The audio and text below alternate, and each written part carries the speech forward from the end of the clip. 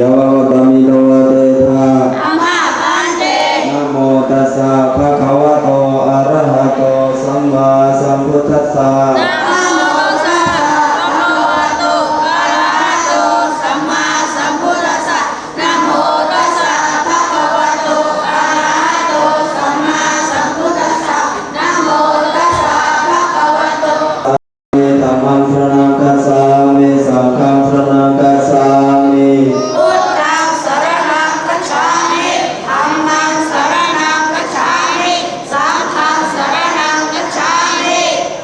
ทุติยมปิพุทธังสรณังคัจฉามิทุติยมปิธัมมังสรณังคัจฉามิทุติยมปิสังฆังสรณังคัจฉามิทุติยมปิธัมมังสรณังคัจฉามิทุติยมปิสังฆังสรณังคัจฉามิตติยมปิพุทธังสรณังตติยมปิธัมมังสรณังคัจฉามิตติยมปิสังฆังสรณังคัจฉามิวิสรณังปัญญปริปุณัง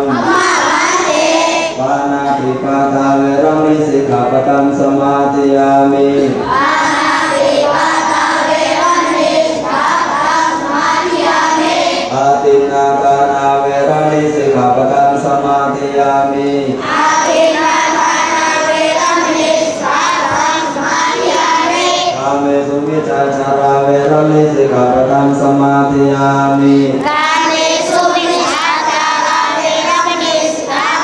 สมาธิยามิอุสาวาทาเวรเมรยามัจจปมาทาธานาเวรมิสิกขามัจจปมาทาธานาเวรมิสิกขาปตังสมาธิยามิอิมานิติสรานินาคันธสิลังธรรมังสัพพังตวาปมาเตนะสัมปาเตธา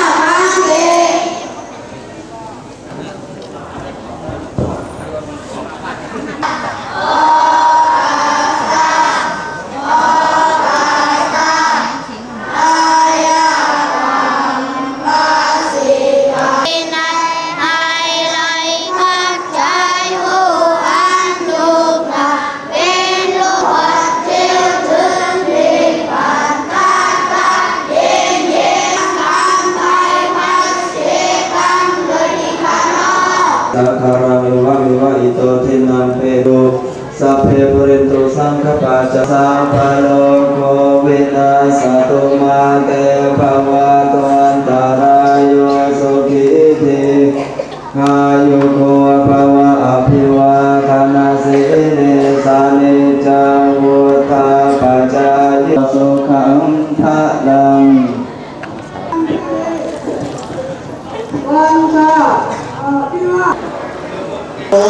ามล้อคันนั้นตั้งใจเนี่ยสามล้อคันไอ้เจ้านั่นแหละใช่ยืนข้างหน้าผู้ใต้เป็นใครหรอก็ผู้ใต้ก็เป็นใครก็เหตุเป็นทหารก็น้องเพื่อนของเมืองค่ะของมาค่ะของเมืองค่ะของเมืองก็เอื้อไปสามต้นเลยค่ะไม่ใช่ของตัวเมืองค่ะที่บ้านอยู่กันเลยนะห้องที่เราไม่ต้องเลยค่ะแล้วพอถามว่าบ้านหลังนั้นมีเขาว่าของชาวพันธุ์ตามแบบน้ำใส่คุ้มเคยนะยืนกันก็เป็นสามเราข้ามหมด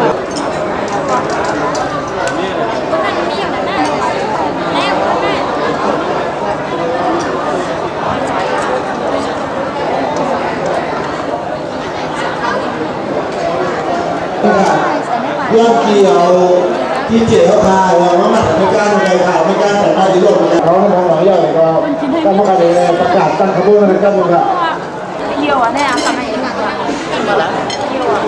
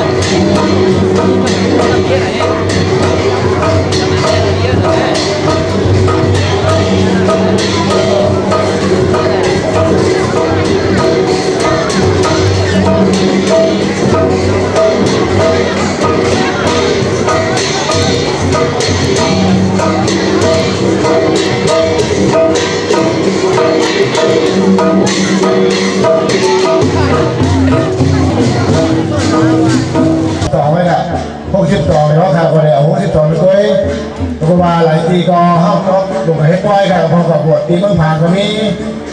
ตีวัดปะกอก็มีตีเจ้าของข่าวเจ้าของรถก็มีเลยครับอันนี้มี62ในกอเขายอดไปว่าสุดเจ้า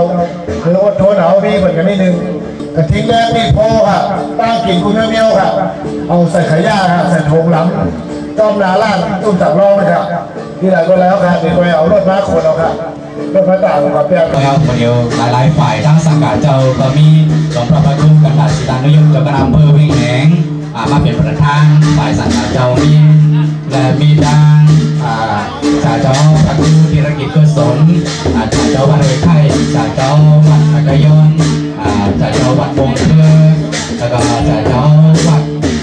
หนองกองคำยังสถานที่เป็นที่เรียบร้อยแล้วบ้านเปียงหลวง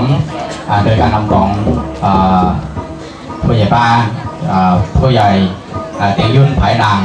ศาลาและก็โรงครัวซึ่งขณะนี้เวลาที่เราได้กำหนดเพื่อจะทำการเปิดงาน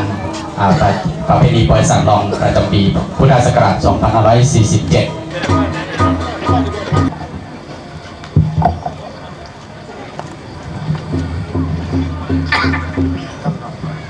เรียนท่านนายอำเภออดีตสวนนันทชัยพันธ์ประธานในพิธีกระผมนายอองจอมเกณฑ์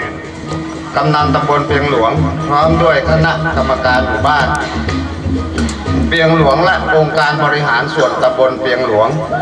ศาลาโรงครัววัดเปียงหลวง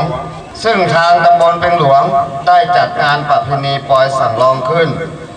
มาเป็นประจำทุกปีพระบรมราชินีนาถสิริกิติ์มีพระชนมายุครบ6 รอบ 72 พรรษาบัดนี้ได้เวลาอันสมควรแล้วกราบขอเรียนเชิญท่านประธานในพิธีกล่าวเปิดงานประเพณีปล่อยสังลองณบัดนี้การจัดงานประจำปีของหมู่เฮาครั้งนี้นั้นเราได้กระทำเป็นประจำอยู่แล้วแต่ปีนี้เป็นปีที่พิเศษเพราะว่าเป็นปีที่ครบรอบ72 พรรษามหาราชินีพี่น้องไทยท่านมาอยู่ในพื้นแผ่นดินแห่งนี้ด้วยเรือสังคมที่ท่านอยู่ประสานกับชนเผ่าทุกเผ่าที่อยู่ในที่นี้คืออยู่กันยังมีความสุขออกประสบความสุขความเจริญแล้วก็คิดสิ่งใดที่สมปรารถนาโมยหงนายางอุกผู้เท่าโมยป่าซางพระธาตุแสงขาวพระธาตุวาวไปกินพระธาตุหอยไข่และสิ่งต่างๆที่ท่านเคารพนับถือทุกสิ่งโดยเฉพาะยิ่งก็มีพระดวงวิญญาณอันศักดิ์สิทธิ์ของสมเด็จพระนเรศวรมหาราชได้ปกปักรักษาคุ้มครองพี่น้องและผู้มีเกียรติทุกท่านที่มางานนี้ได้ประสบความสุขความเจริญคิดสิ่งใดสมความปรารถนาตลอดปีใหม่เมืองโดยวันนี้ได้เวลาสมควรแล้วผมขอเปิดประจำปีพศ 2547แล้วก็เรียนเชิญทางท่านนายอำเภอ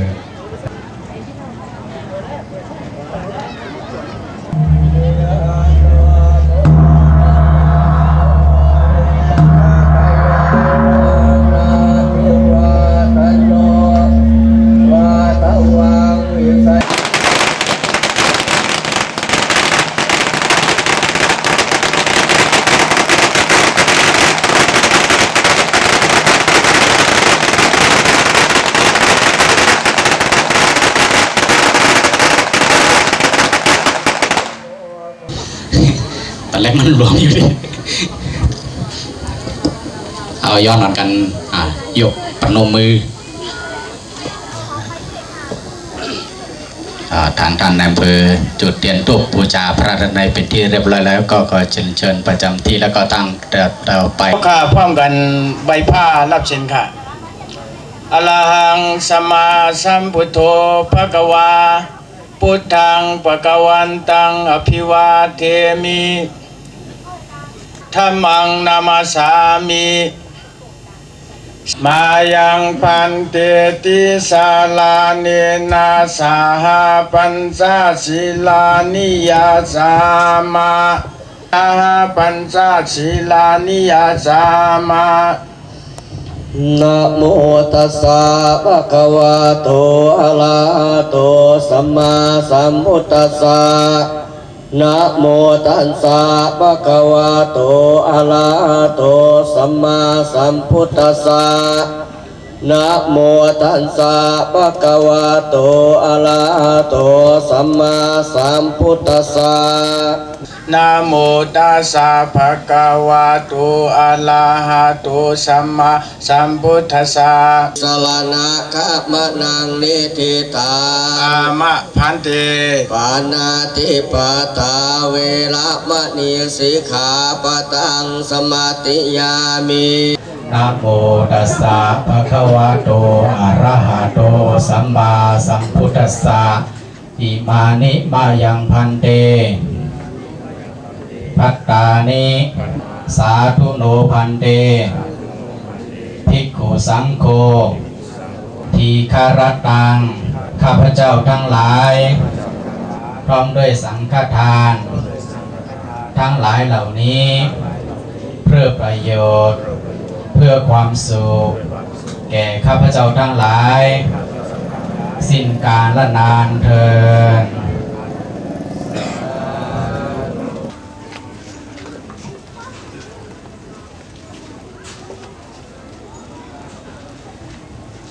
กับต่อไปเราก็จะได้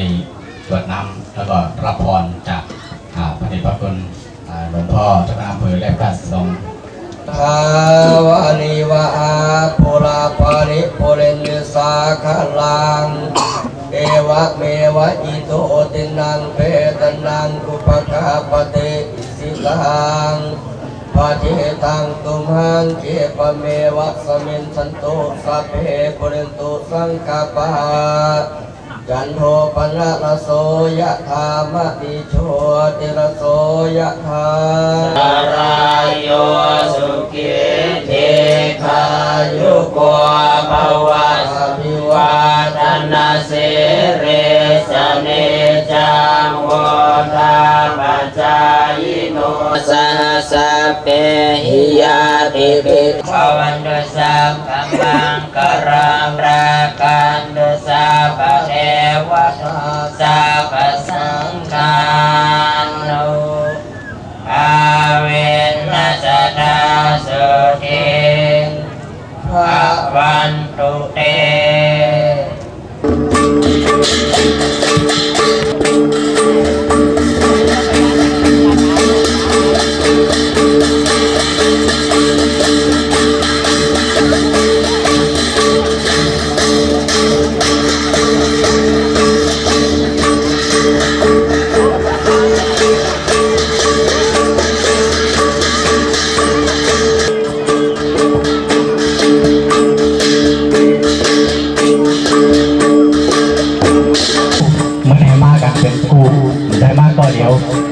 จะได้มัดตัวเลี้ยวเนาะ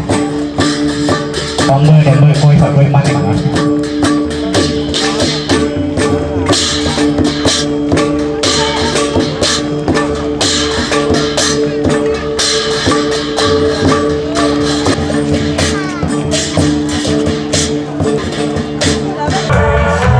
คณะงานประเพณีปล่อยสาตองประจำปีพุทธศักราช 2547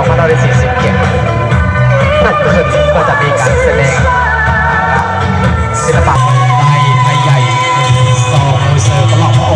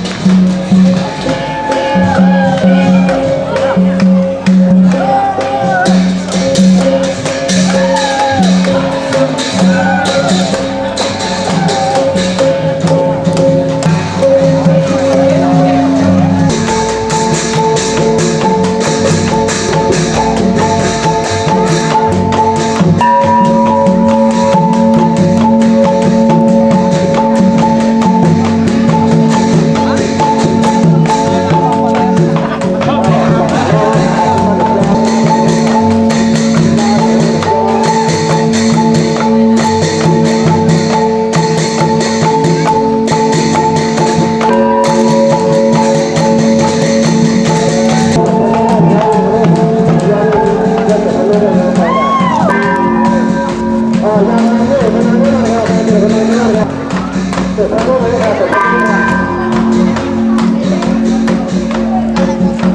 แล้วมาเลยก็ตามาหลับใจได้เลยนะครับจะพูดสอนได้หลังนี้เลยไหมหลังจากแล้วก็จางไว้นะแล้วจางไว้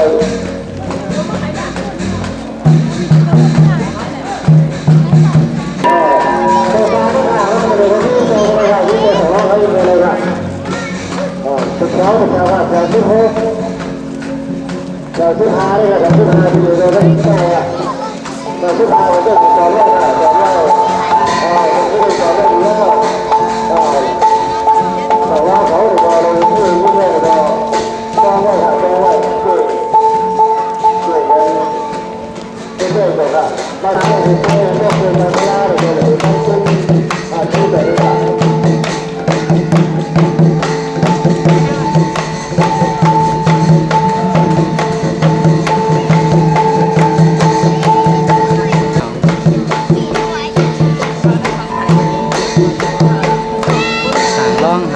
สั่งล่องมาจอมสั่งล่องตั้งแต่2 รอบก็แหละไม่ยากเลยครับทุกหลานน้องคายหนึ่งทุกหลานน้องคายเกิดขึ้นทุกจากน้องคายเป็นผู้ใช้ภาษาต้องให้ขายได้เลยถึงอะไรแบบนี้จะไม่ก็เยอะแล้วค่ะไม่ก็เยอะแล้วค่ะ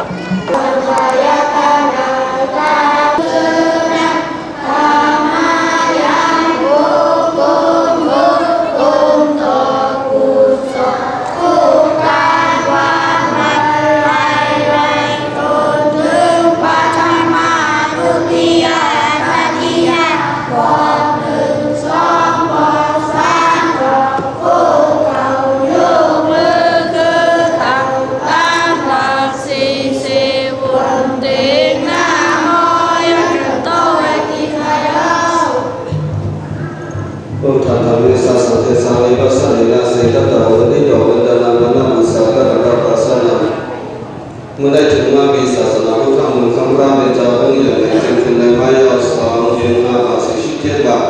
ลำนี้ปีได้218 ปีก็จะเห็น3 บาท60 บาทตรงนี้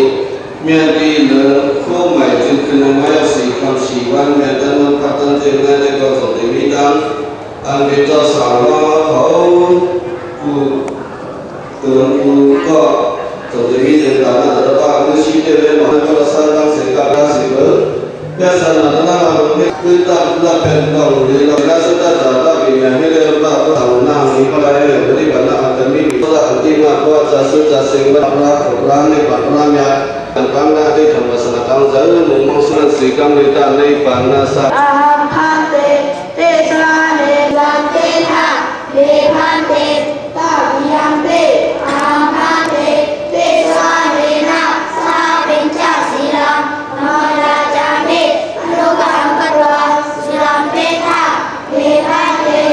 Ya Maha Damai Samaditha Namo Tassa Bhagavato Arahato Sama Sambuddhassa Namo Tassa Bhagavato Arahato Sama Sambuddhassa Namo Tassa Sama Sambuddhassa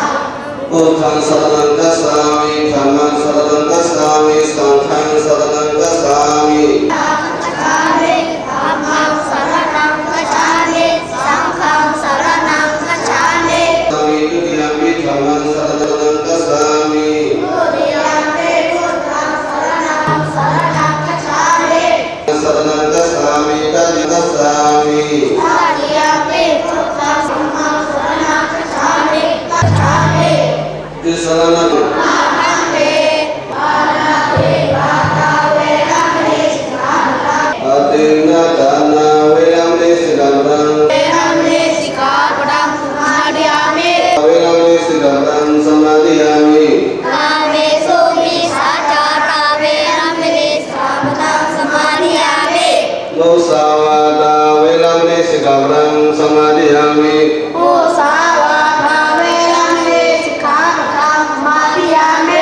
Sulame laya masapa mata thana velamri sigabrang samadhiyami Sulame laya masapa mata thana velamri sigabrang samadhiyami Imani di senyami dasa bisa silan cuma satu kalkarwa pamadi dasambaditha Amahante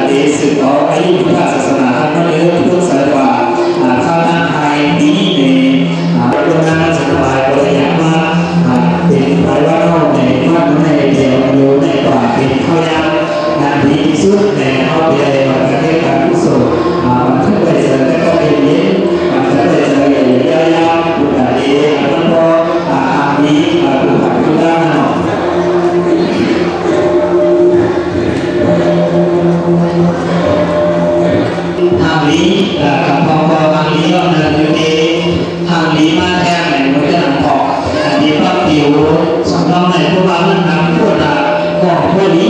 สังเกตเราออกนะที่อะไรนั่นทางดีก็คือหัวก้นหัวก้นสมองบอกหัวที่เราบอกโลกในพระราชสังฆาที่นั้นเนี่ยเจ้าสาวคนสามป้าอยู่ด้วยอายุ50พระราชที่พระนาถวัดโรงเรียนมาป้าที่ทำสถานศิลป์สุขสังฆาที่เนี่ยยุติการโตเป็นสุขีปฏิปทาที่ฝ่ายเนี่ยผู้โก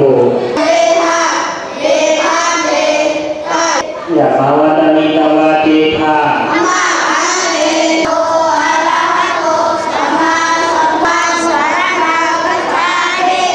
กัสสามิทุติยมปิธรรมังสรณังกัสสามิทุติยมปิสังฆังสรณังกัสสามิตติยมปิพุทธังสรณังกัสสามิตถาเวรมณีสิกขาปะทังสมาธิยามิ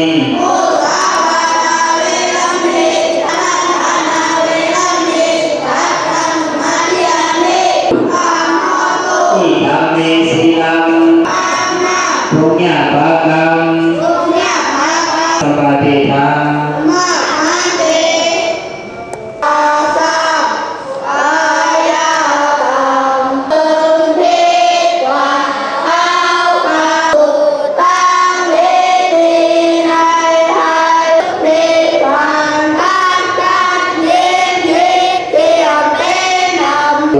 มาเทพวันตุระยาสิกิกายโยภวะอภิวัตนาสิกิสานิสัมพุทธัสสะโนสัตตารโอธรรมวัฏันติอายุวโนสุขภาลัง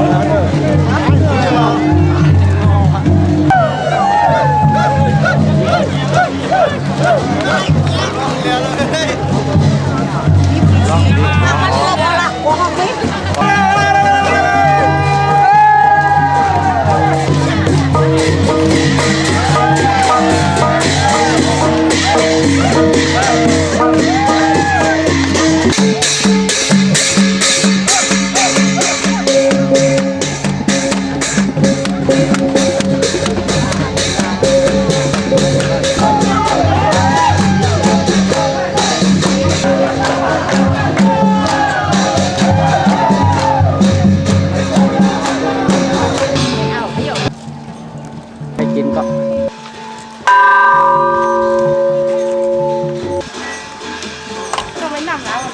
เออเหรอ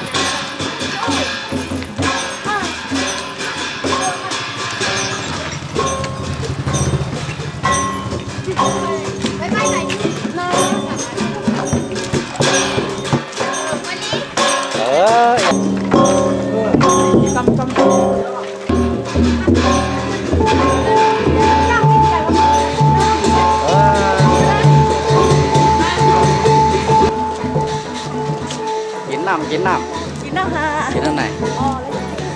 ยานพาหนะ ฮะกินอ่ะ นี่คือขี้เกียจ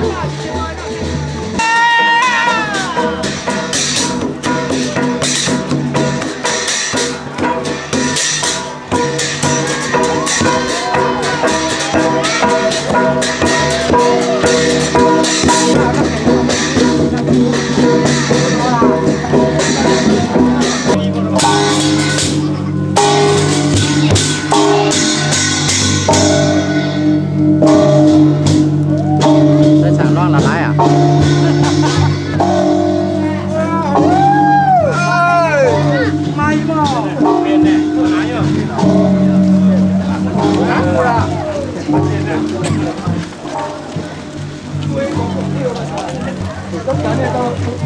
ใช่เดี๋ยวเจ้าขึ้นเปิดได้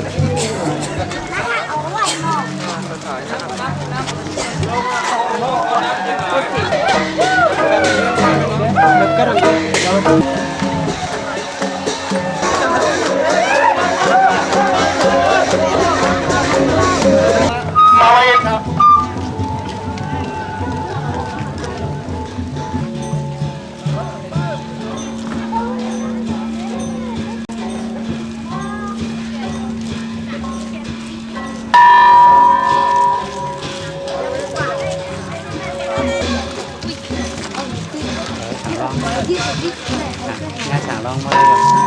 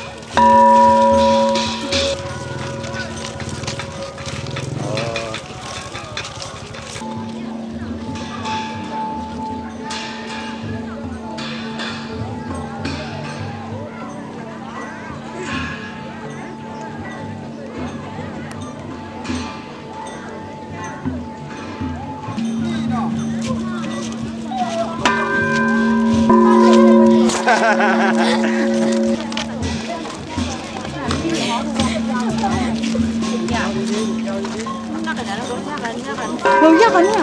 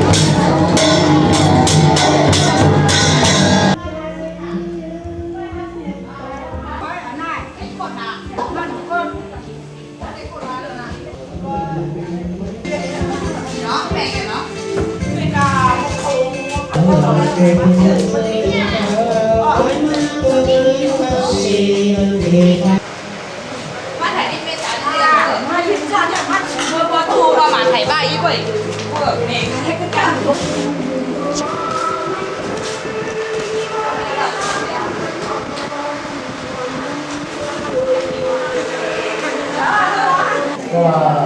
ท่านผู้ว่าตกลงเป็นท่านมากท่านก็สุดยอดขอใครก่อนด้วยนะขอท่านก็ขอใครเอากราบคือต้องรู้เหตุการณ์หน่อยก็ต้องเป็นผู้ก่อละเพื่อท่านผู้ว่าเนี่ยเพื่อท่านผู้ว่าอะไรวะ วิ่งแหง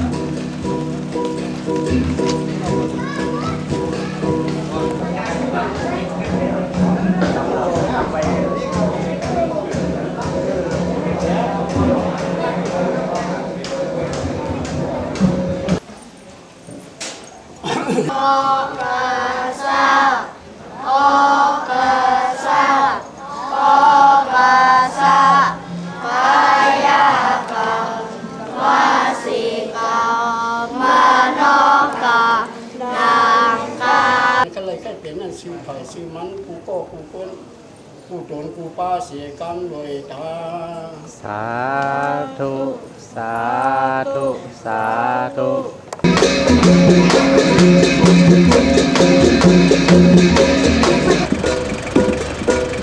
เ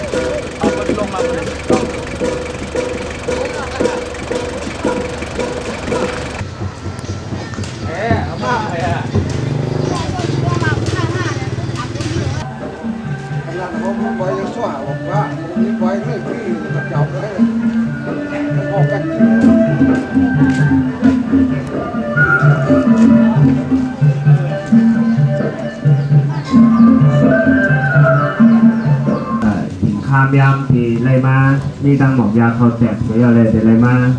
เมื่อไหร่ไรข่าวว่ากว่าทียับเพิ่มมาอย่างหนอนเพื่อแหงมาเสียก่อนทีมาทีกันใน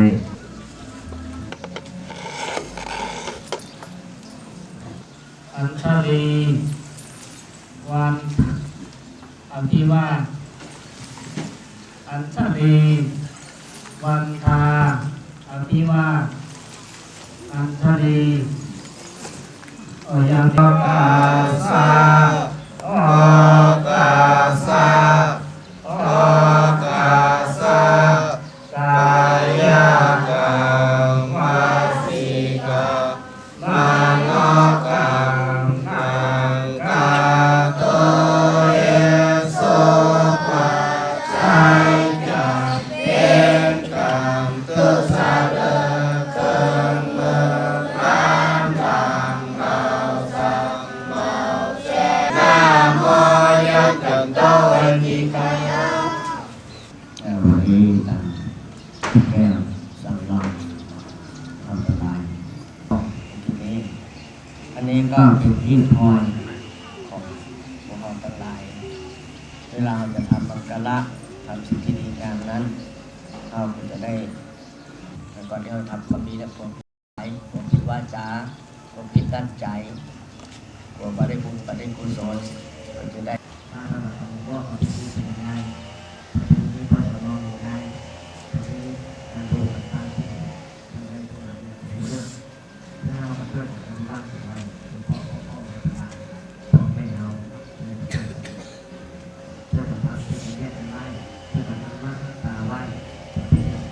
เมื่อพรุ่งนี้จะมาขอสมาคารวะทุกทุกการปฏิบัติธรรมในการ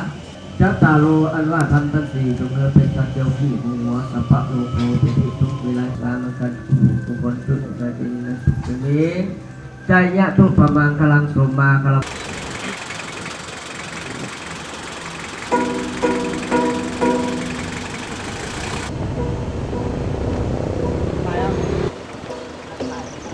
ลงไปในกับพันแหละ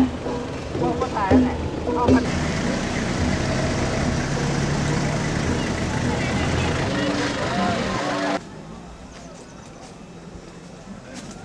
ยืมเงินคายืมเงินคาก็มาตายกมือ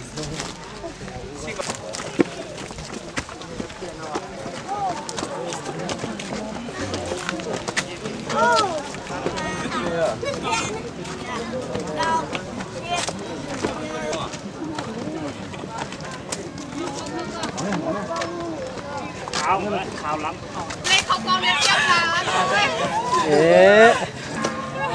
ยืมตายอ่ะมีคนไปมาต่อมาเตะที่นู้นมา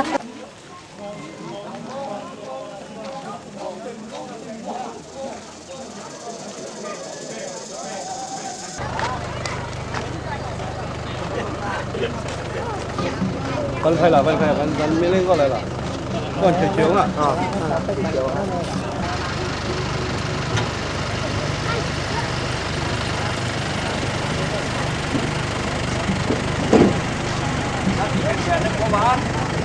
โอมแล้วหนู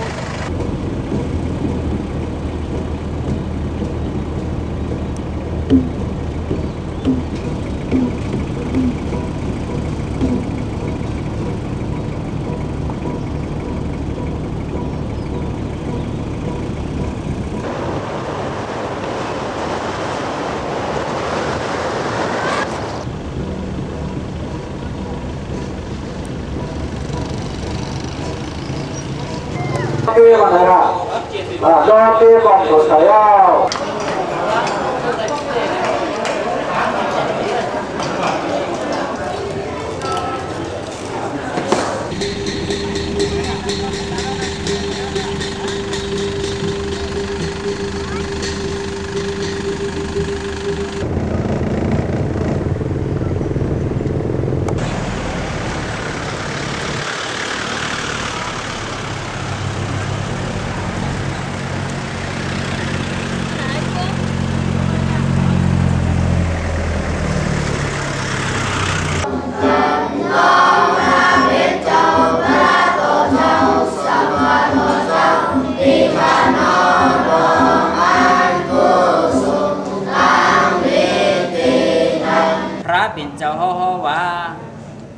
ปรมา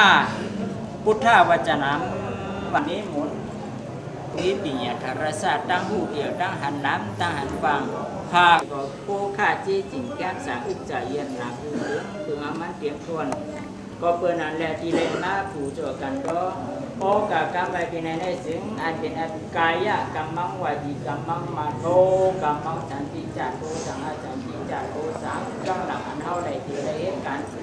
ปรมีเตตุสาสนามุตังกาเปสาสุกิติกายุโกภวะอภิวัตนาสิริจานิจังอุตตปัจจายโนจัตตารโรธรรมาวันันติอายุวโนสุขังพลังสาธุ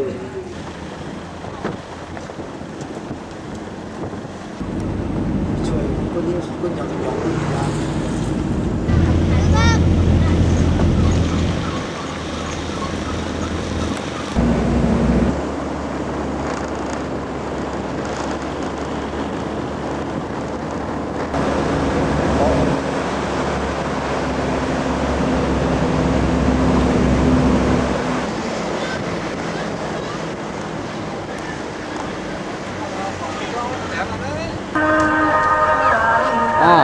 สูงเนี่ยมาถึงเมื่อไกล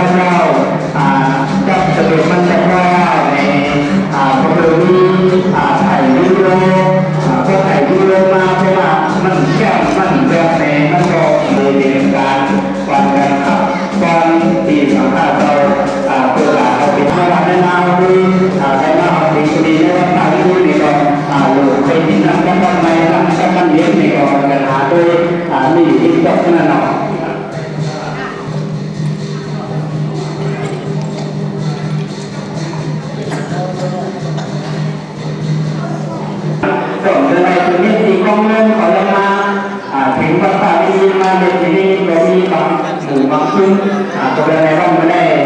เอาไปเป็นว่าเป็นลูกหลานของพ่อเฒ่าต้องชนะหมายตัวหลานมันเป็นการผู้สูงวัยไม่ได้พวกที่มาอายานั่นเข้ากันเป็นอัญชลีวันตาอภิวะ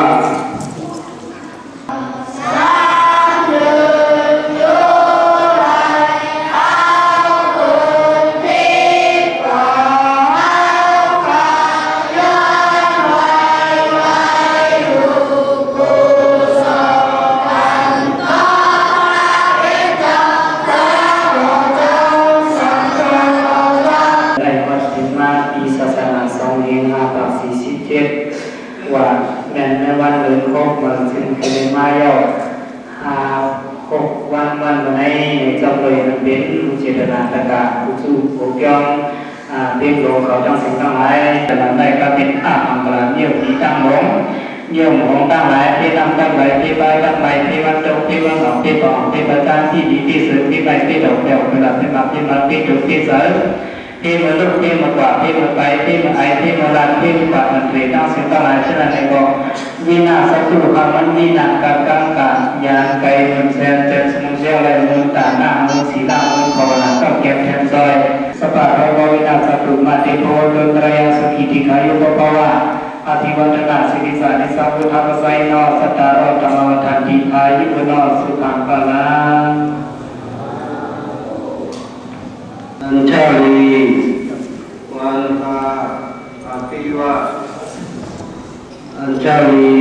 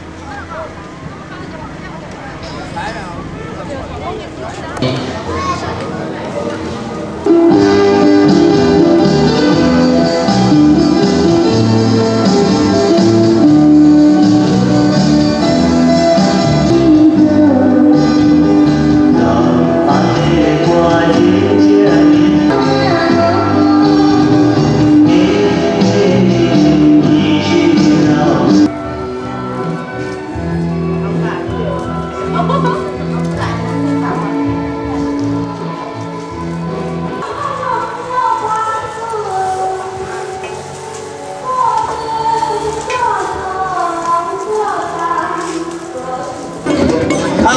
ห่างกันนิดห่างกันนิดให้วัวมันกว้างอันชาติไทยให้สู้กว่าอีนั่นเนาะสู้กว่าอีนึงอันคนไทยเนาะถ้าเราแค่ตัววัวกว้างเลยมันอยู่ที่สั่งว่าเขาสั่งว่าเขาปั่นกันกว้างกลัวขาเขามาถ่ายที่นี่ด้วยเลยเอาเยี่ยปั่นมันเป็นระเบียบเรียบร้อยยังไงค่ะห่างกันนิดตาเข้มสังเกตด้วยสั่งว่าลูกค้าเจ้าไหนน่ะ